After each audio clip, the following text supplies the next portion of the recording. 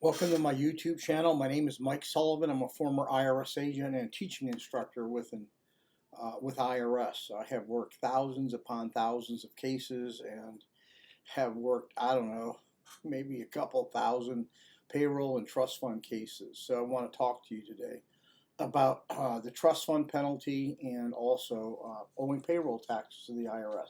I have a Christian tax practice. I help everybody. I'm happy to say a prayer with you if you call me. I have been to seminary. I just want to, but in talking though about the IRS problem, in fact, you have payroll taxes are really big with Internal Revenue Service. Why? They're really not a tax. They're monies that were really held in trust. So you took the money out of the withholding and Social Security, and it's never really been paid back to IRS. So IRS is kind of hot on this. Plus, you've issued the W-4s and people have gotten refunds. So the government is really out on the lurch here on these payroll taxes.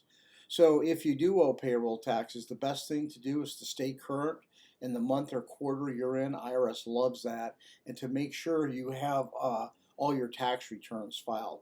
When IRS sees that you're trying to at least do those two things, keep current and file, and maybe make a small payment to start paying off the back debt, they're going to work with you 9 out of 10 times. You should be aware that IRS will impose a 6672 trust fund penalty against you. And what that means is if you're a responsible person, if you wrote checks, if you own the business, if you're in charge in any way, could hire and fire people, there's a whole list of things, then IRS can go after you personally for the money.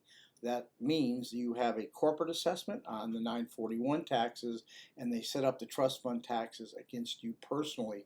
They get a financial statement, and then they try to collect the money, and these two assessments can run simultaneous. And what's the trust fund tax?